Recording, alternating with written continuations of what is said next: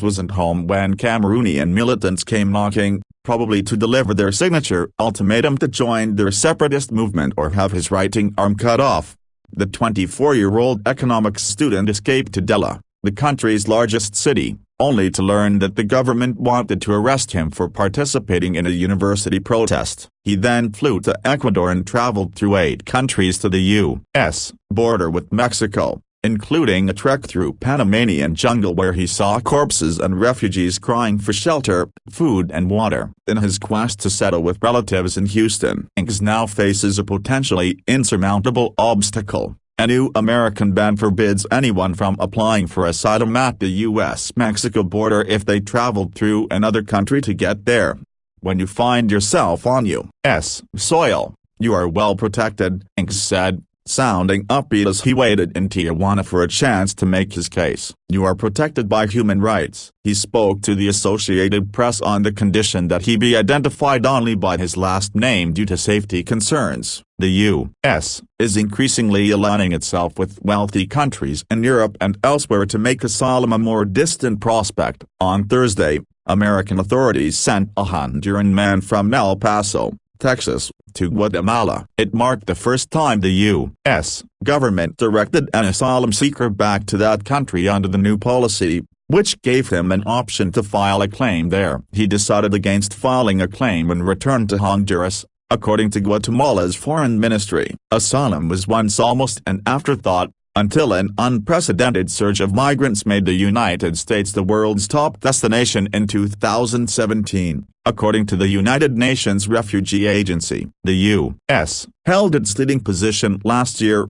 followed by Peru, Germany, France and Turkey. Nearly half of the roughly 1 million cases in backlogged U.S. immigration courts are asylum claims, with most from Guatemala, El Salvador and Honduras. Trump has called asylum a scam and declared that the country is full. In 9 months, the administration returned more than 55,000 asylum seekers to Mexico to wait for their cases to wind through U.S. courts. Another asylum ban on anyone who crosses the border illegally from Mexico is temporarily blocked in court. It's unclear how the ban will be rolled out. The U.S. Homeland Security Department did not comment on Thursday's initial flight, which got a bare-bones announcement from Guatemala's foreign ministry. The U.S. has struck agreements with Guatemala, El Salvador and Honduras that aim to send back asylum seekers who pass through their countries, but the Central American nations are woefully unprepared to accept large numbers.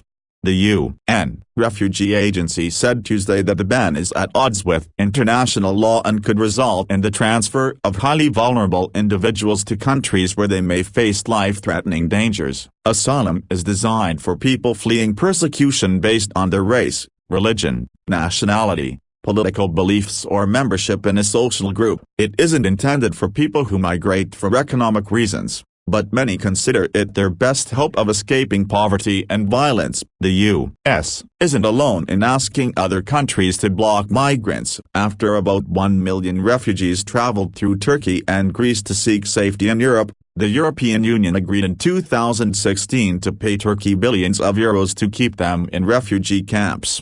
The EU has also funded the Libyan Coast Guard to stop Africans from crossing the Mediterranean, where thousands have drowned. Libyan forces have kept refugees in squalid conditions and inflicted torture. Since 2001, Australia has intermittently blocked boats from Asia and detained asylum seekers on Christmas Island, a tiny Australian territory, or sent them to Papua New Guinea and Nauru, an island nation of 10,000 people. Australia pays detention costs. The U.S. long resettled more refugees than any other country, raising its ceiling to 110,000 during President Barack Obama's last year in office. That practice has been sharply curtailed since Trump took office, with the country planning to resettle no more than 18,000 refugees in 2020.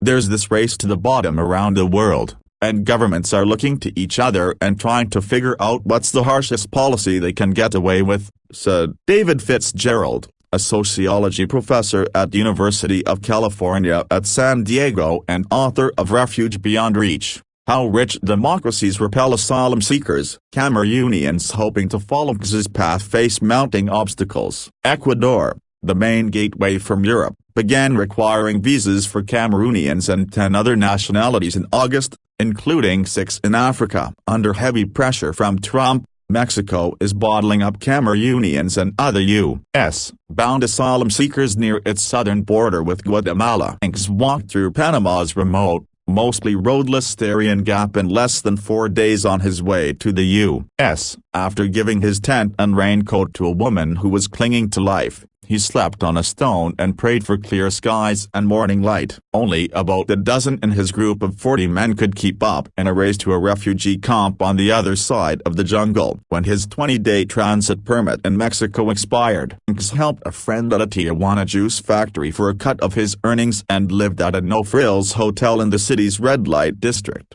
Even before the ban, asylum was difficult to get in the U.S. Judges granted only 21% of cases, or 13,248 out of 62,382, in the 2018 fiscal year. Hanks can also ask for 2 variations of asylum, but they are even harder to obtain, with 3% succeeding under withholding of removal law and only 2% under the UN Convention Against Torture. They essentially want you to bring a note from your torturer before they are willing to let you stay in the U.S., said Stephen Yale, professor of immigration law practice at Cornell University. Hanks may have caught a break when a federal judge in San Diego ruled Tuesday that anyone who appeared at a U.S. border crossing before the ban was announced July 16 and waited for their names to be called should be exempt. He waited for 5 months in Tijuana for his turn on a list of nearly 9,000 people seeking asylum at a San Diego border crossing. When his name was finally called November 12, he wore a Mexican flag pin on the chest of his jacket as Mexican authorities escorted him to U.S. border inspectors. He said it was a show of appreciation. He was immediately taken into immigration custody and is being held in an Arizona detention center.